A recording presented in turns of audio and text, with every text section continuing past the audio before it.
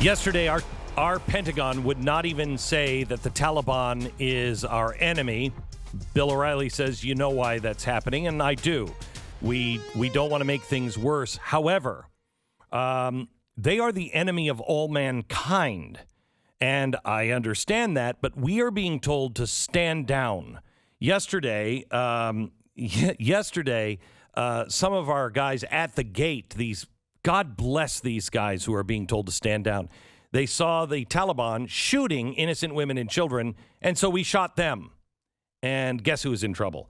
The 82nd Airborne, a commander on the ground at the airport of the 82nd Airborne, was dressing down the commander of the SAS. That's their Delta Force. That's English Delta Force, who they and the French are going out to save their own people and bringing them to the plains. We're not doing that. I guess, Joe Biden is just too much of a coward to send our heroes out to do that, which they're begging to do. And our 82nd Airborne commander, much to the shock and chagrin of the soldiers of the 82nd Airborne, said, "You're wrecking our deal with the Taliban. You're putting us in danger." The SAS didn't take that well. I mean, there's no relationship now internationally. None. Bill O'Reilly, welcome back. Yeah, because you have a commander-in-chief who doesn't know what day it is. I mean, come on. This is the story, all right? So Afghanistan, whatever is going to happen, and again, I congratulate you for raising, $21 million to get Christians out of that country, because they will be tortured and killed. There's no doubt about it.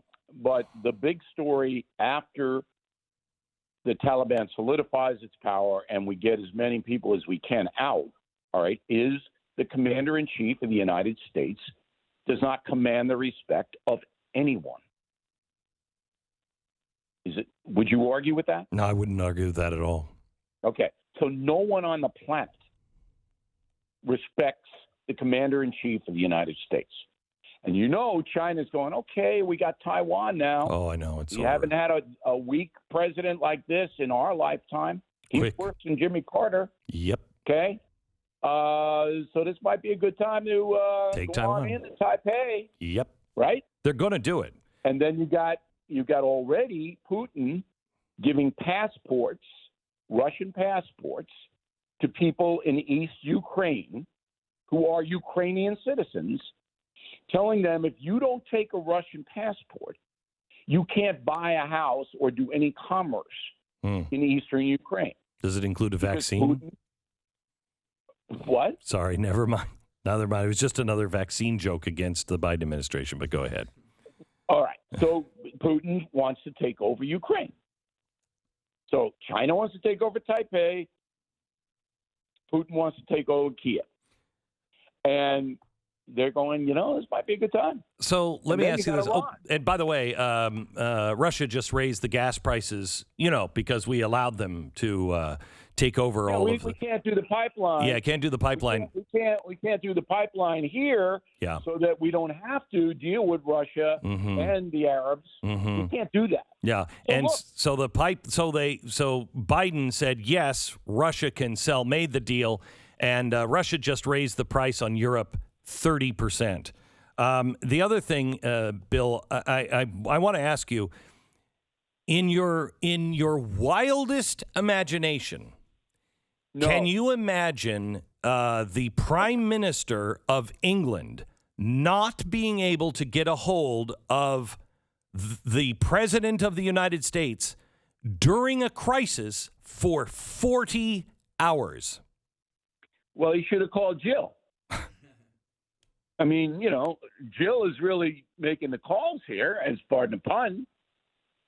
And look, what Americans have to understand is the horrendous mistake they made by voting for Joe Biden last November. That's number one. Every one of us, all 325 million Americans, have to say, we voted emotion. We voted against Trump because we didn't like him personally.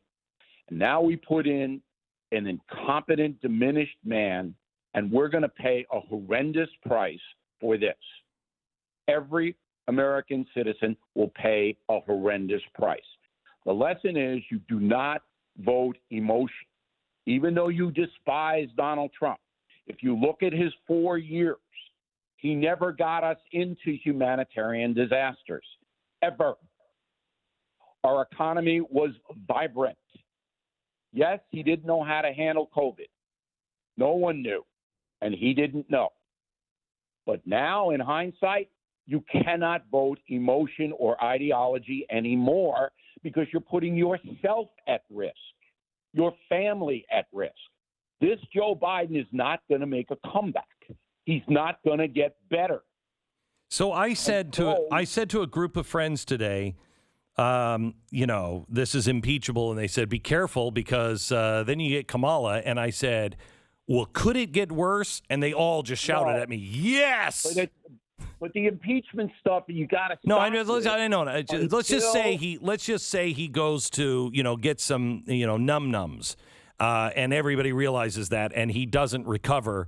And is removed. Let's just say that, whatever, a space shuttle, which we don't even have anymore, falls out of the sky and lands on Joe Biden.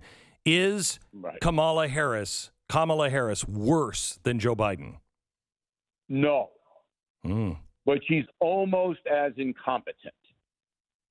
She's not worse than he is because he simply cannot do the job day to day. He cannot do it. Not will not, cannot. All right? He's just not capable of it. We all know people who can't do their jobs. All right? But if it's the president of the United States, you got a blanking problem. Now, Harris is an inexperienced ideologue who's only there because of her skin color and gender. Everyone knows that. She's been given a couple of tasks and doesn't even engage. Now they're sending her to Vietnam, and she'll probably think it's Cambodia. She doesn't know anything. But is she worse than Biden? No. I just got a message.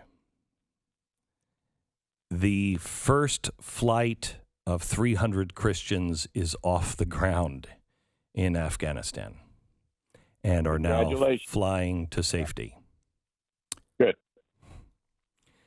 And Beck, I'm going to say this because it needs to be said.